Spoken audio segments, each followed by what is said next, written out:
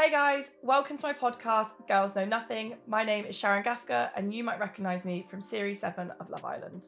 This podcast is a female positive pod to talk about real girl conversations and to help inspire the next generation. Make sure you tune in every week on Spotify and Apple Podcasts and make sure you give it a follow and leave a review because every single one helps.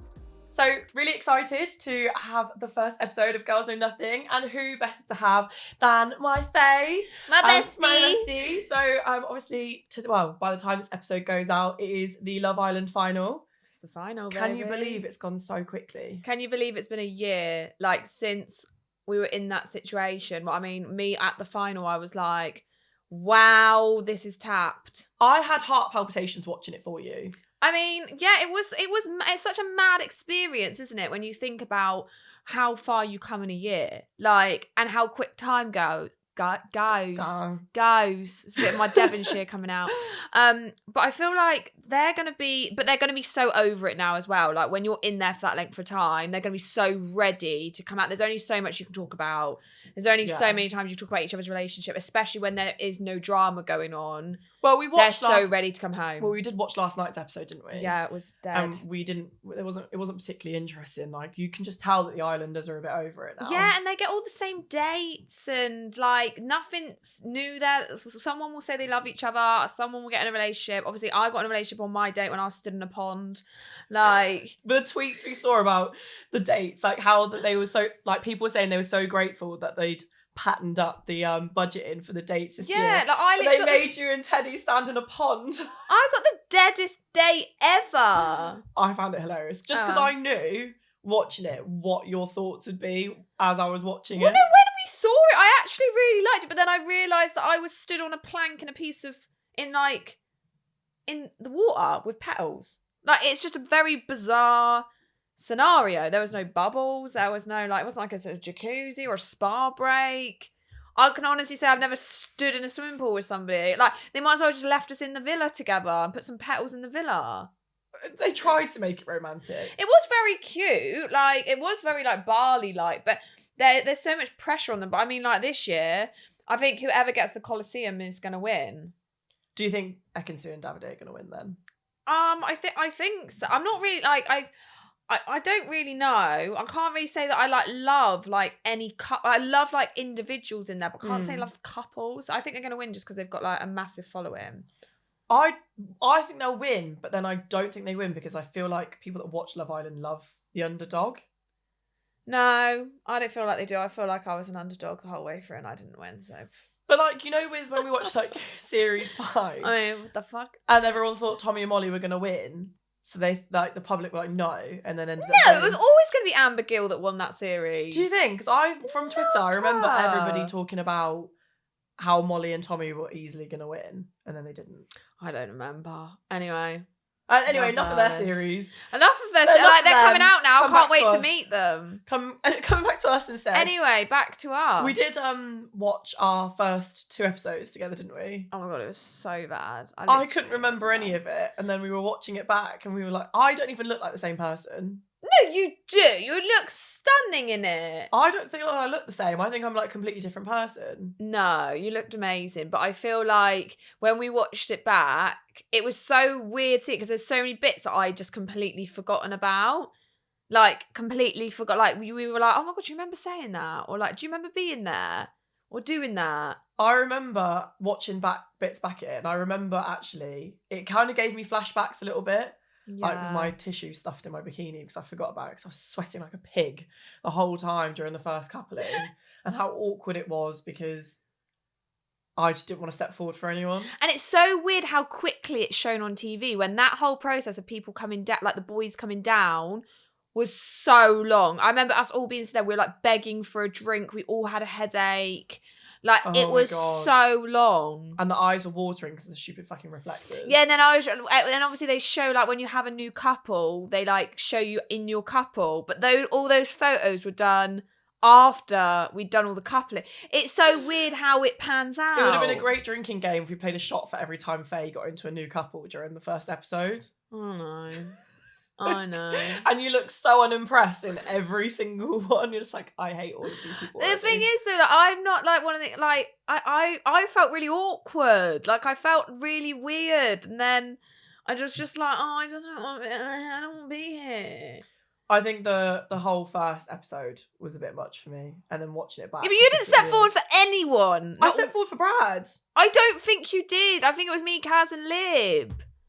I just didn't like them, clearly. I mean, my opinion's not changed. I don't think you did stand forward for Brad. Or maybe it was you and not Kaz then. I think it was me and not Kaz. Okay. Yeah, Kaz didn't step forward for Brad. Oh, okay. So but then it was more like a deer in headlights moment where I was like, I'm so over this. Like, get me out of the sun. I mean, we obviously don't know the time when we're in the villa. Yeah. But for me, it felt like we were there for easily 6 hours trying to do the first coupling. It would have been about, I would have said between 5 and 6 hours. Like, because it was the whole day, wasn't it? And then we literally got ready like that. Because I remember I didn't take my makeup. I hardly took my makeup off. I literally just took my face off and redone my foundation for the night. So I remember we didn't have long to get ready for the evening. And then it was like the first, like, party. The slow-mo dancing. With people you've never met. I just remember feeling so uncomfortable because I'm really bad with new people anyway. Yeah. And I'm like, well, I say that, like, in my job, I'm so used to, my old job, I was so used to meeting new people and talking to them. But, like, I think because I've got, like, a bad perception of people and, like, I have got really bad trust issues. Yeah. Like, I just, like, really hate talking to new people, like, of my age. Actually, and then I realised in that moment, I was like, fuck, I've come on a dating show and I really dislike people.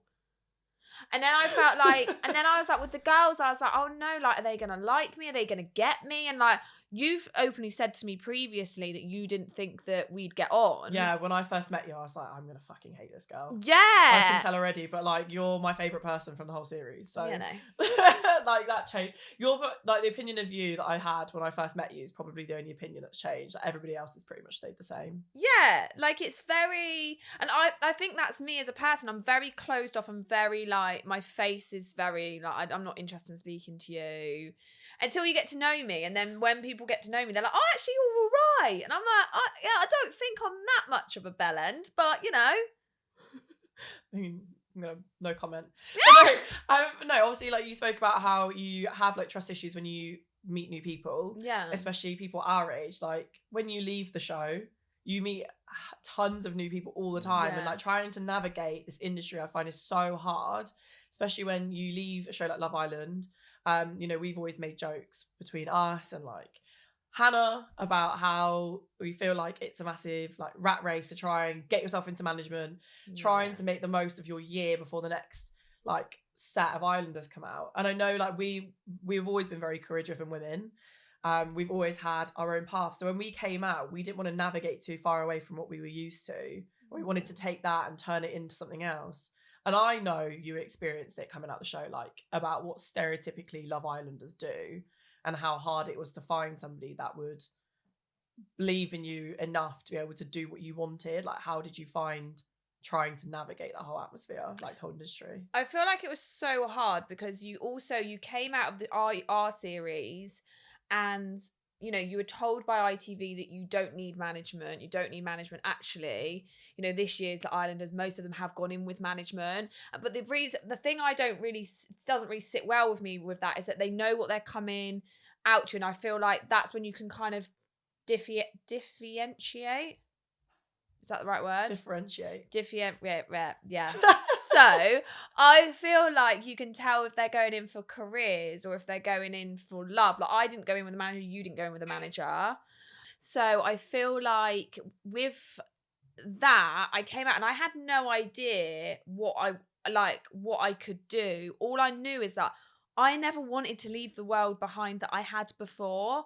And I found it really, like, everyone was like to me, like, or in the villa, like, people would talk about deals and stuff. And I'd be like, I don't want to do fast fashion. I don't want to do these deals that everyone's talking about. Like, I'm not really, it's not my interest. Do you know what I mean? So then I found it really hard. And when you come out, a lot of, you know, we had it all over Zoom. And I think I had about 12 Zooms with different managements. Then I met 3 managements, I think. And me and Teddy definitely wanted to go with the same management. Because we'd heard stories that, you know, if you go with different managements, they can kind of try and get you to go separate ways for your careers. So, it was so hard to find somebody that actually believed in what I wanted to do. Yeah. Because as soon as I said, like, I want to do housing, I want to talk about housing, I'm obsessed with home interiors, I'm obsessed with property and dogs, like the guide dogs. That's my passions. That's been my passions for 10 years. I don't want to shy away from it. And everyone kind of was like, I don't really know what to do with you.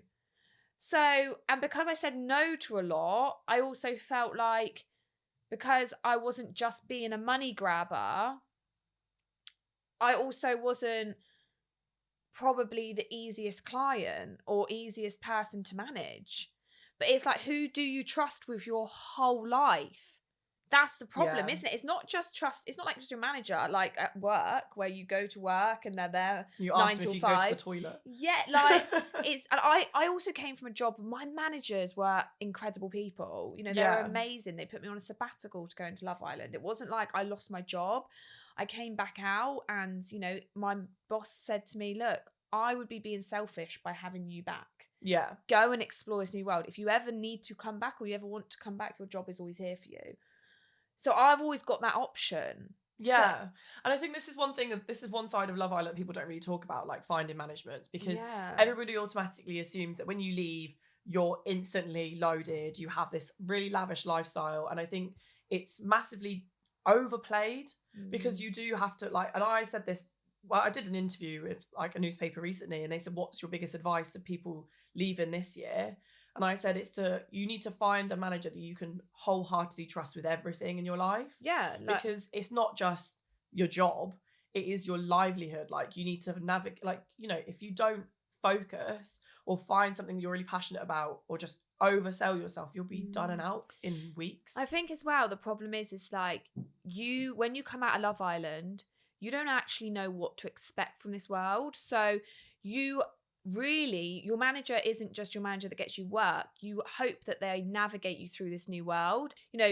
Management tell you to do one thing, and because they tell you to do it, you're like, oh yeah, that's what's best for me. But that isn't always the case. Like, that isn't the case. And actually, you've got to make sure that I know for a fact now, my management now, I'd give her access to my Instagram. I know for a fact she would do nothing wrong to me. Everything is in my best interest. There's been work that's come in for me, and she said, Faye, they'll pay you X, but I don't think for it's the right job. And I'm like, good. And that's what I want to hear. But that's the thing, though, because obviously they make their money from you making money. Yeah. And like, obviously both of us have ambassadorships with really big charities. You said you work with the guide dogs. I'm coming up with work with Refuge, domestic violence charity for women. That's completely unpaid. And this is what people don't understand. They think that we only do this stuff because it's clout. Yeah. But and we get money for it, but we don't. Like, this is genuinely passions for both of us, and we both have reasons why we want to do it. And I think because you're not getting paid to do it, a lot of managers just don't want to touch you if you're going to do lots of unpaid work. Yeah, well, I mean, with the guide dogs, I already volunteered for them for 5 years before Love Island. So what now, because I found this new platform, what now I expect a charity to pay me? That's not going to... I managed to find time in my previous life, and I absolutely adored doing it. And that's why they came to me and said, we want to make you a campaign star, and it is completely unpaid. However, the guide dogs have got me out of some really dark moments when I've found this newfound fame, because I've always been able to go back to them. I've been able to go down to Exeter and just go in and see the girls who I know and love and adore. And I feel like as well with charity work, it's not praised enough. Like, I came out of Love Island and doing guide dogs was my first collab.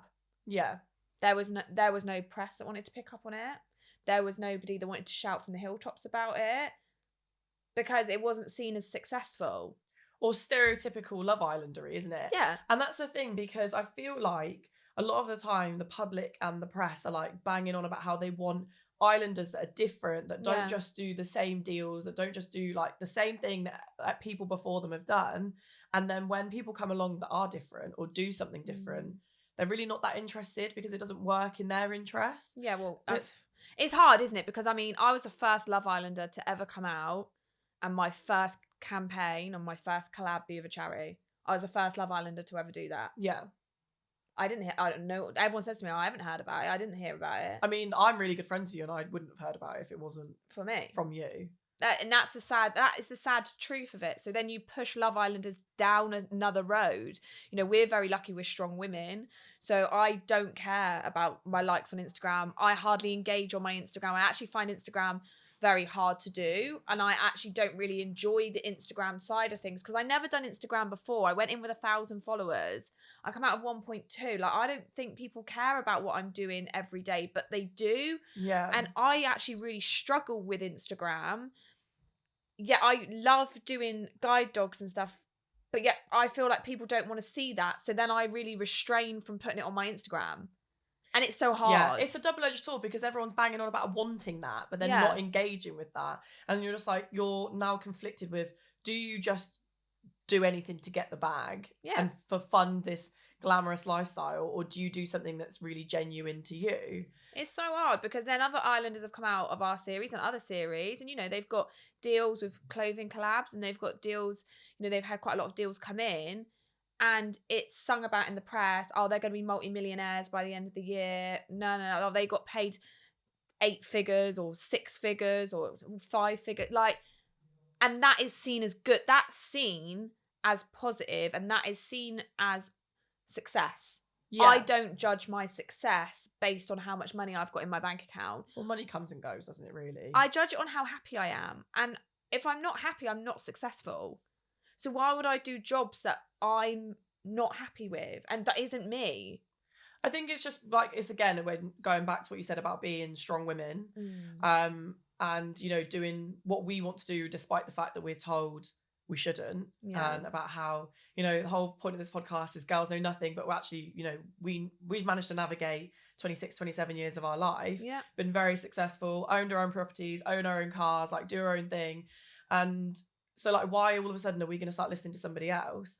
And that was the same with on the show though, wasn't it? Like, it was very much the because same. we were the strong women, the strong characters. And, you know, when we watched back our first 2 episodes, we were like, wow, the way that some of these boys were talking about us behind our backs was actually vile. It was disgraceful. It's for no other reason apart from the fact that they're intimidated by the fact that we know what we want to get out of life. And we're not afraid to go for it. And what makes me laugh though about that is that they didn't actually air what the boys proper, like, you know, I know for a fact there was a problem with you, and the words that were spoken was that you were too opinionated. Yeah, but like, it easily, quite a lot of the lads that are involved in those conversations have made TikToks since leaving the villa saying that they were so grateful that everything they said didn't get aired. Yeah. So if that's what got aired, what didn't? And it's one of those things where, you know, I find that women now like have to make themselves feel smaller or make themselves fit into a box to be able to make themselves deemed successful in a show like Love Island, or deemed successful in a relationship. Like, you can't be... I know. And like, there was a comment I know that we heard, and actually I was like, wow, that's really actually quite nasty. It was a comment that was made, you know, the more that somebody saw me, the less attractive they thought I was. Right, okay, so you thought I was attractive on an initial look. Yeah. And actually, what now, because I'm a strong woman, or is it because, you know, you're spending more time with me, I'm now not as attractive? Like, and you're saying that in a boys chat instead of just saying that to my face. And that's what I really despise in this world, is if you've got something to say, please don't go and say it to anyone else but the person that you need to say it about. I will literally rip you apart. Yeah. Like, I don't need you. But that just, for me, states men have so much more growth that they need to do. You know, they can talk behind women's backs and it's seen as okay. Women do it, it's seen as bitchy. You know, I'm not about that. Like, you know, man or woman, come and say it to me. Yeah, and it's like, actually, you know, there's 2 points on it. Well, one, I did an interview recently. I was asked about misogyny in Love Island. Yeah. And I said, well, you know, it's really hard for producers to actually kind of weed that out of the male casting. Yeah. Because it's a societal issue. But then there's another thing as well, as strong independent women, we're easily villainized. If people got to see the whole unedited, raw videos of everything that was said, I think that the perception of both of us off the back of that conversation would be very different. Yeah, I feel like a lot of people don't like me and don't understand me because where I raise my voice, so I shout a lot. I shout a lot anyway. Like, I'm a very loud person. Like, I am loud. However, when my emotions heighten, so does my voice. My voice just goes louder and louder and louder, and I can't help that. However, if I tell somebody to F off like this, or if I shout it, I'm still saying the same thing. Like, do you know what I mean? Like, it's not changing anything about it. So I feel like it's so hard, because as soon as they make a man a villain in the whole production, obviously we have charities get involved, and there's a lot more about it. And then as soon as, so they find it easier to make women the villain, because some women are, we can be seen as the weaker sex, and because of that it's seen as okay, which isn't the case. Like, I take full responsibility for what I done in that show. Full responsibility. I hold my hands up. I did things very wrong. However, what I was saying was right. Like, in my head and in my heart, what I was saying, did I say it the right way? Absolutely not. But we learn. But I think as well, like, there's an element of responsibility. Like, yes, you hold your hand up to things that you've done and things you said. But there's an element of responsibility in other areas of the production. Just because, for example, people forget that you have no access to your comfort blankets, your friends, your family. Nothing. You're not allowed to leave, so you're forced to be with people. So, like, in the real world, if you said something that upset me, I would just distance myself from you until I was ready to talk about it. Yeah. But you don't have space or time to do that in a show like that. So when you have all of your natural comforts taken away from you and all your emotions are put onto the extreme, sometimes the way you react to things in that show is not how you would react to things in real life. And I think that's something that people forget about. And like you with the Ofcom complaints, but like, in a weird way, I kind of felt like they knew that was going to happen, but it's publicity in a way. But there was a lot of people that complained that I have still got messages and messages and messages from, that told me they didn't complain about me. They didn't complain about me. They complained about how ITV had manipulated a situation and put Teddy in a situation. However, when the headline came out, it was that all the complaints had been put on me, and it was my actions that had caused the complaints. Like, I know we've had conversations, we've sat here and talked about the Ofcom complaints, and I know that we've made, between us, jokes about it. Obviously, a lot of things that people forget about until something really serious happens is the mental health of islanders. And, one thing I really want to know is about how you felt coming off a show like Love Island, going from 1,000 followers to 1.2 million, and then hearing about 25,000 Ofcom complaints. 25,000 of them. I feel like when you come off of the show and you see that, at first I thought it was a bit of a joke. Yeah. And I was like, oh, okay, like, that's fine. And then the thing that shocked me the most is when I left to go into Love Island, I'm closest to my sister, like the closest I could ever be. And, she's a healthy size 12 girl. She walked into that villa on Friends and Family Day. She had like her hair, and it was blonde, and she was like a size 6. And I was like, what has happened? Like, I knew she was going through a tough time anyway. And I was like, okay, like, obviously she's been through a breakup. She's obviously done breakup diet. Okay. And then I came out, and then I realised what had happened. I had caused that stress on my sister. Oh, babe. Like, I had done that. And that is so hard. Like, that was my hardship. I think it was hard, to like see my mum and my dad, and like knowing the pain that I'd caused them.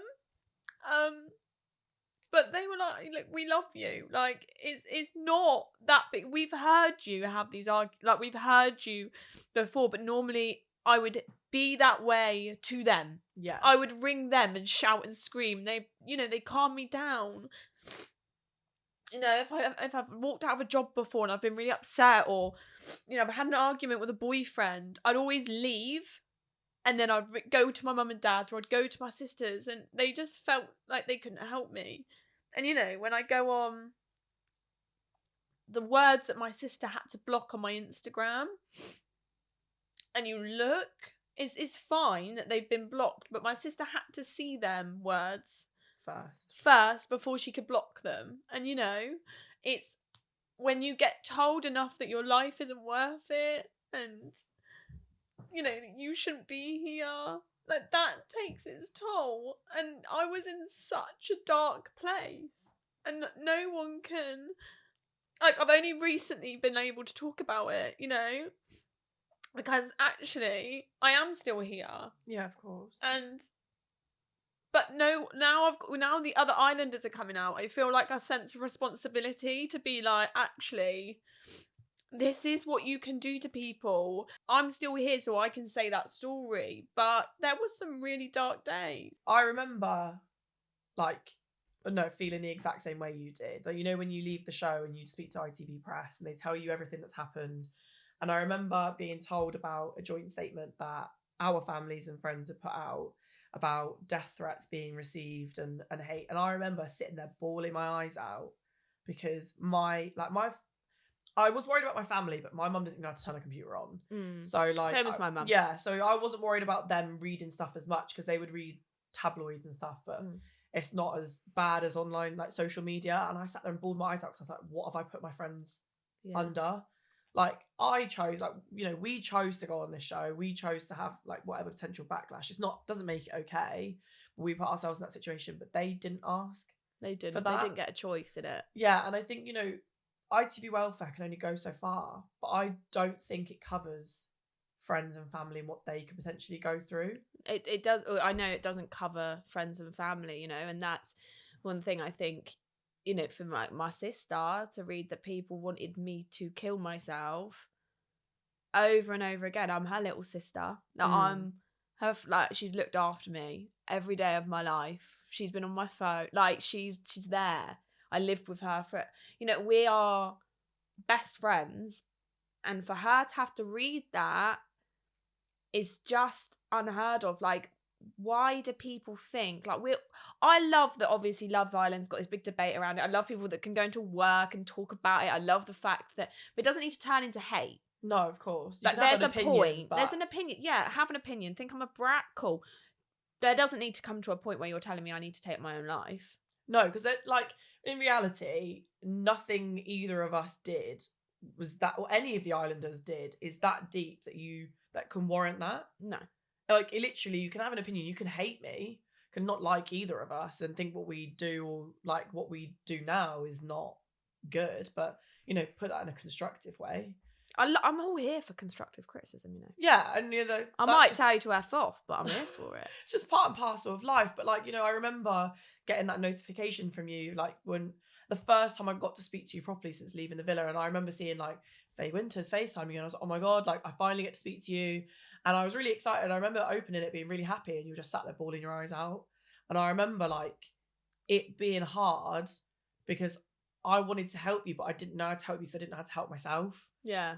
In that situation. And I feel like it's the same with friends and family when they are, like, because they want to help you, they want to be there for you, but because they don't understand, or they don't know how to navigate it themselves, they don't know what they can do to help you or to even make it any better if they can. No, and then to top it all off, like, I literally moved up country away from all my friends, all my family, to be with Teddy, like, all my dogs, like, that's my get out. That's my getaway every single time. Go and walk my dogs. Yeah, like, of course. Go and spend time on my own. Go and walk my dogs. I don't know why I'm so emotional on this podcast. Sorry. I don't know what's wrong with me. I'm trying not to cry, because then if I start crying, you'll get even worse, and then you get worse, We're I'll get ugly worse. criers together. I don't have any of that. No, I've got no one, and this is like what my hardship is, like, still, and I'm still trying to navigate. Like, I'm a year on, and I still have down dark days that I'm never going to get away from, that I feel so lonely. Like, I feel so alone because I've got my friends and family are 2.5 hours away. Yeah. You know, I've moved my whole life. I wanted to be with Teddy. That's what I wanted to do. So I've moved my whole life up here. I don't have, like, you know, if he nips out to go and see his family, I sit at home completely on my own. And that's, like, in your own thoughts when people then, like, you... And it's so hard because people say, don't go looking for it. Don't go looking for the hate. But it's so hard when you're, like, trending on Twitter, and when you're having a down day, it's so hard to see the positives. Yeah, of course. And especially if you're sat there on your own. Yeah. Because I think, like, for me, the 5 days of quarantine were the hardest. I think when they say don't go looking for hate, I completely get that. Like, I remember being told consistently, don't go reading Daily Mail comments. I remember that as number one thing to be told when I left the show. And I think one thing that Islanders this year won't have to worry about, because of the COVID rules have changed, is that I remember, because I live on my own, spending 5 days of quarantine, sat by myself, couldn't talk to anyone, couldn't see anyone. It was unfair for me to have Vienna in my house because I couldn't take her out for a walk. So what was I going to do? I was sat on my phone for 5 days straight, looking for hate, reading Daily Mail comments. And then when you started that habit and getting into that, how do you get yourself out? Like, everyone thinks in this industry, in this lifestyle, because you're out all the time, you're socializing, that you're not lonely. Yeah. But loneliness isn't about having tons of people around you. It's about having, like, the people around you that are there for you consistently and will, like, genuinely do care about you, because in reality, not that many people do. They're just either there for clout or they're there because they're paid to be there. Exactly that, isn't it? And it's so hard, like, you know, and I always say, like, I'm always going to be seen as, like, you know, we came out and our relationship was always questioned, always questioned, like, when are they going to break up? It's so fake. When's he, like, you know, when's he going to ditch her? And I'm not being funny, but I'm always now going to be seen as the bad person in our relationship, like, and that's really hard as well. You know, me and Teddy don't put each other on each other's social media. Oh, they've broken up. Oh, he's finally got rid of her. Oh, yeah, he's finally seen her true colours. And I'm like, hang on a minute. Like, so the people that, you know, you guys saw only positives in that show and that got shone a light on, you reckon that they're under that spotlight and they're shining, they're gleaming 24 hours a day? No, we all have our slip-ups. Like, but you will never be able to comprehend that because for you've only seen them in one light. You've only seen one character. So it's really weird how this all comes around. And then we've got Love Islanders coming out this year that don't have to quarantine because we were in the bubble and we obviously were in COVID. They don't have that 5 days. They literally are straight out. They've got their own rules. And it's so... I worry for them because regardless of... I feel like an older big sister. Do you know what I mean? Yeah, and it's so weird because I'm like, everyone's like, are you jealous that they're coming? No, like, I'm not. There's no one out there. There's no one out there like you. There's no one out there like me. There's no one out there that wants to do charity work like we do charity work. There's no one out there that I want to do property.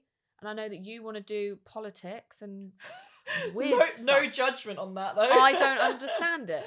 So it's not my passion, and that's okay. Yeah. But that's the thing as well, like, right? Do you know one thing that always cracks me up every year, and I see it with every Islander, every series, is that are you worried about your career? Are you worried about your deals drying up because the next lot have come out? And it's like, well, no, because, you know, you've just said, we found our niche, and I haven't seen anyone this series or potentially the next series after that's even going to be able to compete in what we want to do. Well, I don't have a clue what you talk about half the time, so I mean, no one's going to try and compete with you there. There's a market for that, I think. There's a market for that. And, like, you know, I feel like I'm already setting ways. Like, I'm already setting the pathway for others. You know, I did a massive campaign with Peter. Since that, they have then, you know, chosen to do other campaigns with other Islanders. So I feel like I'm already carving my path, that they're previous Love Islanders that are, you know, copying what I've done. And that's cool. Like, that's fine. I'm glad that more people are like speaking out. I don't see it as I'm not winning. I see it as actually I'm obviously clearly doing good because other people are now wanting to promote it as well. But you are winning because you're the OG. OG of brown lipsticks and fuck off. Do you know what, actually? I think, what was it? One thing that did crack me up is that I always got messages about your brown lipstick. I had hideous lips in the show. Like, what can I say? The worst thing was, right, as well for me, is I think, like, as you watch it, so we obviously watched the first episode. I was so skinny. I looked great. Like, I'd literally been on this, like, whole health kick. Like, I literally got down to under 8 stone, very unhealthy. It was disgusting. Anyway, whilst we're in the show, I put on 2 stone. Obviously, I show my weight in my face. Okay. And obviously, we get weighed before we go in the show. We get weighed when we get out of the show. So yeah. I know that I put on 2 stone. And I'm like, at the end of it, my lips had been bust because Aaron pied me in the face so hard that he bust my lip filler. I've put on so much weight. My hair extensions, well, they were gone because obviously they got dyed bright blue in Or a I fitted them challenge. for you. Or you had to fit them for me because that didn't happen because of the bubble. Like, I was literally falling apart. I came out and I remember looking in the mirror and I was like, I've never felt so minging in all my life. When we watched back those episodes and we were talking about our lips, I had to explain to you, didn't I, that in the heat they swell. So, Yeah, like, they were massive. Well, not just that, but also as well, I definitely went to a practitioner that was like, yeah, give me your money. Like, I'll put more filler in your face. Like, that doesn't make a good practitioner, guys, just saying. You need to make sure you go to a practitioner that says, no, you've got enough. Now, my practitioner now, I've got 1 mil in my lips. I've got 1 mil, and he point blank refuses to do any more. And I have 0. Yeah, you've got massive lips already. They're great. They're so juicy and voluptuous. I think we had the same call with our practitioners when we phoned them up after we had them dissolved. I remember phoning Zara and hating on her so much. She was like, you're so dramatic. But I remember being like, I hate you. And I was like, I have to go out in public looking like this. What if the Daily Mail write an article saying, why is my face look like I've been smoking 40 a day for 50 years? Like, what's going on? She was like, it's very dramatic. They'll come back to normal. It's fine. But like, no, you know, out of everything that's come out of the show with like the whole like lip filler and stuff, at least we can talk about it and encourage safe practitioners. Safe filler. So, but I feel like as well, it's so weird because like a lot of people this year are like, oh, the cast, like they're so natural. Oh, fuck off. No, the girls still off. have filler and they've still got work done. Like, and that's okay. Like, why does it matter if somebody wants to do something to their own body? This is what I can't get my head around.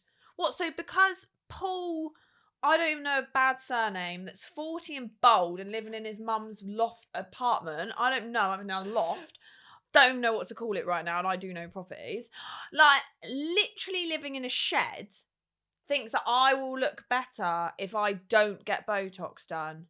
Well, I'm sorry, Paul, but I'm sorry to break it to you. I think I named him Peter to begin with, but I'm still going to get it fucking done. That's the thing. Yeah. Oh, love a bit of Botox. But the thing is, what cracks me up is that the men that comment on the female islanders' appearances, saying they don't find them attractive, or like putting their female islanders' worth on their attractiveness to them, who the fuck do you think you are? Yeah. Like, what? Do you think our entire existence is to be attractive to you? I'm not being funny. Do we not need to take it back to the good old days of beauty's in the eye of the beholder? I would prefer not to go back to those old days because they didn't have Botox in the old days. Well, it wasn't that long ago. Yeah. How fucking far back are we going? I'm not sure, but I am my beholder because I'm the one that has to look in the mirror every day. And if I want to get something done, believe me, I'm going to get something done.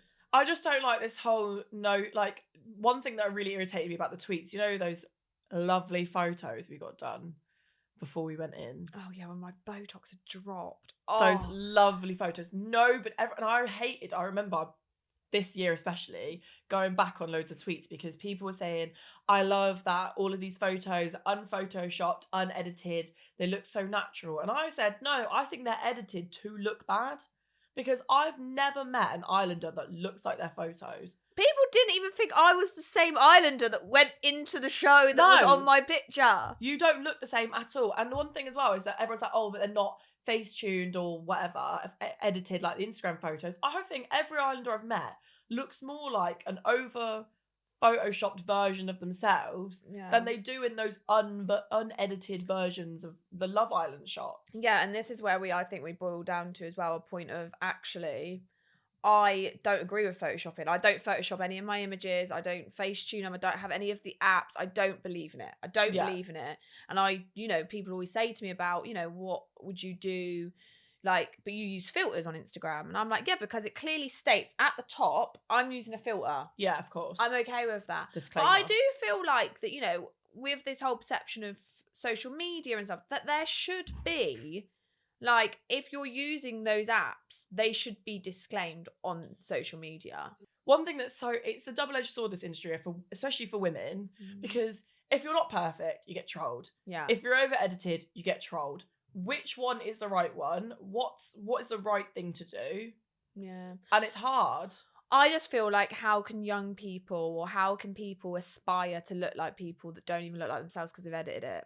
That's my big thing. I just feel like get it on there. Make sure that it's disclosed if you've edited something. If you've cinched your waist in, then somebody needs to know the fact you've cinched your waist in. Like, that's not okay. Like, let's try. I always say, like, I am perfectly imperfect. I'm perfectly happy with that. And that's the thing. Maybe media need to take some responsibility and actually promote islanders that, you know, are a bit more open and unfiltered with their lives and with their Instagram. I feel so. But on that note, thank you for being completely unedited, unfiltered, and for being the first guest on my podcast. Always, darling, always. Love you lots. Love you.